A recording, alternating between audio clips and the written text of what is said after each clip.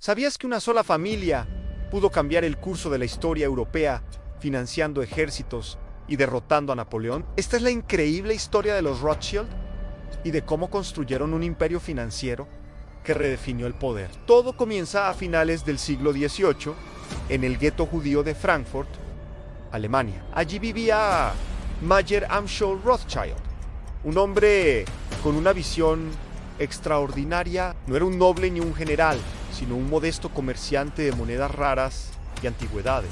Pero su ambición iba mucho más allá de su pequeña tienda. Mayer entendió algo fundamental: el dinero es poder y la información es la clave para multiplicar. En una época sin internet ni telégrafos, la información rápida y precisa valía su peso en oro. Mayer tuvo 5 hijos: Emshau, Salaman, Nathan, Kalman y Jacob. A medida que crecían, no los envió a la universidad, sino que los convirtió en sus socios de negocios. Su plan era revolucionario: crear una red financiera familiar que se extendiera por toda Europa. Cada hijo sería un pilar de este imperio naciente, un director de sucursal en una ciudad estratégica. Así, envió a sus 5 hijos a las capitales financieras más importantes del continente. Emshau se quedó en Frankfurt para gestionar la casa matriz. Salomón se estableció en Viena, el corazón del imperio austrohúngaro. Nathan, el más audaz y brillante de todos, se dirigió a Londres, el centro del comercio mundial. Kelman, quien más tarde se llamaría Karl, fue a Nápoles, y el más joven, Jacob, conocido como James, se instaló en París. Eran las 5 flechas del escudo de armas de la familia unidos, imparables, apuntando a conquistar el mundo financiero. Esta red descentralizada les dio una ventaja sin precedentes. Podían mover dinero, compartir información y coordinar estrategias a través de las fronteras con una velocidad y eficiencia que ningún banco rival podía igualar. Se comunicaban con su propio sistema de correos, usando palomas mensajeras y jinetes privados para que las noticias llegaran antes que a nadie, incluso antes que a los gobiernos. El verdadero punto de inflexión para la familia Rothschild llegó con las guerras napoleónicas, un conflicto que sumió a Europa en el caos durante más de una década. Mientras los reinos y los imperios se desangraban en el campo de batalla, los Rothschild vieron una oportunidad única. La guerra es increíblemente cara. Los ejércitos necesitan armas, uniformes, alimentos y sobre todo el pago de sus salarios. Los gobiernos, desesperados por conseguir fondos, acudían a prestamistas. Los Rothschild se convirtieron en los banqueros de la guerra. Gracias a su red paneuropea, podían financiar a múltiples bandos a la vez. No se trataba de lealtad a una nación, sino de una estrategia de negocios brillante. Por ejemplo, James en París podía recopilar información sobre los movimientos de Napoleón, mientras que Nathan en Londres la utilizaba para financiar al ejército británico liderado por el duque de Wellington. Su sistema de mensajería les permitía saber qué ejército necesitaba dinero y dónde, moviendo oro y fondos a través de Europa, a menudo burlando bloqueos y ejércitos enemigos. Se dice que financiaron el esfuerzo de guerra británico contra Napoleón con una audacia increíble, contrabandeando oro a través de Francia para pagar a las tropas de Wellington en España. Esta operación no solo era rentable, sino que también les granjeó el favor de la corona británica. La culminación de su poder llegó con la batalla de Waterloo en 1815. Esta batalla decidiría el destino de Europa. Si Napoleón ganaba, su dominio sobre el continente sería absoluto. Si perdía, el viejo orden de las monarquías se restauraría.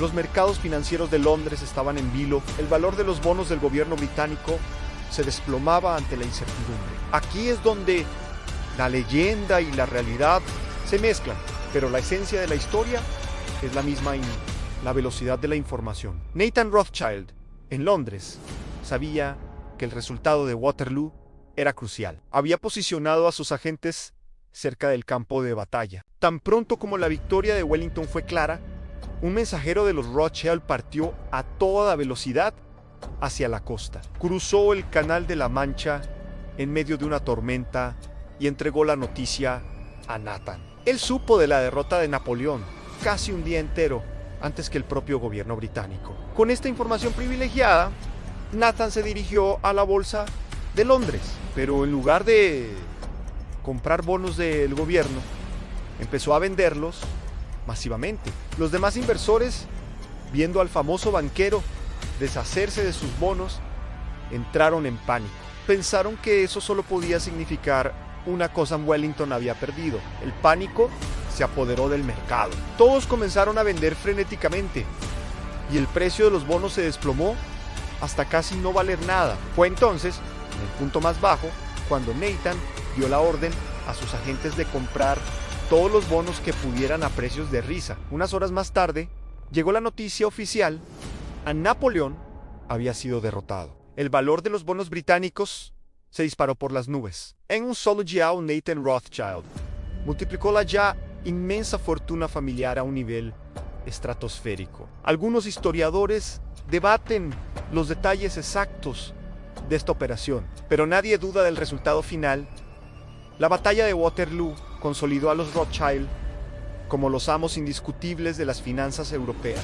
Después de Waterloo, la influencia de los Rothschild se volvió casi ilimitada. Ya no eran solo banqueros, eran hacedores de reyes. Financiaron la reconstrucción de Europa después de la guerra, prestando enormes sumas de dinero a las monarquías de Austria, Prusia y Rusia. Su poder era tal que se decía que ningún gobierno podía ir a la guerra sin el permiso de los Rothschild, porque simplemente se negaban a financiarlo. Se convirtieron en una especie de sexto gran poder de Europa, junto a Gran Bretaña, Francia, Austria. Prusia y Rusia en su red financiera era tan esencial que incluso mediaban en disputas entre naciones. Por ejemplo, financiaron la independencia de Brasil de Portugal y jugaron un papel clave en la financiación de proyectos que modernizaron el mundo. Invirtieron en la construcción de los primeros ferrocarriles que conectarían Europa,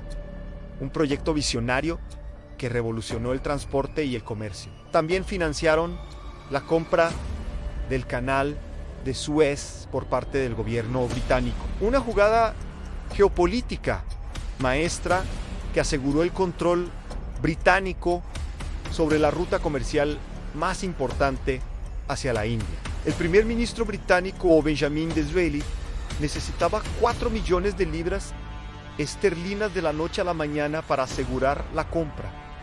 ¿A quién acudió? A Lionel de Rothschild, el hijo de Nathan, quien le respondió: lo tendrá mañana. El legado de la familia Rothschild es complejo. Por un lado, fueron pioneros de la banca moderna, creando un sistema financiero global que sentó las bases del mundo en que vivimos. Su genio para los negocios, la innovación y la gestión del riesgo es innegable. Fueron filántropos que donaron fortunas a las artes, la ciencia y la caridad. Por otro lado, su inmenso poder y secretismo alimentaron incontables teorías y mitos. Al operar en las sombras y amasar una fortuna tan colosal, se convirtieron en el blanco perfecto de la envidia y el recelo. La historia de los Rothschild nos enseña una lección poderosa sobre cómo la información, la ambición y una red de confianza pueden cambiar el mundo. Desde un humilde gueto en Frankfurt, una familia construyó un imperio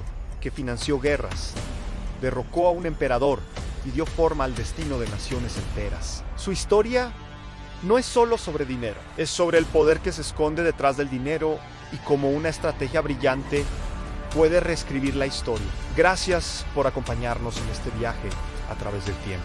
Si te ha gustado esta historia y quieres descubrir más secretos del pasado que han moldeado nuestro presente, no olvides suscribirte a nuestro canal y activar la campanita de notificaciones. Nos vemos en el próximo video.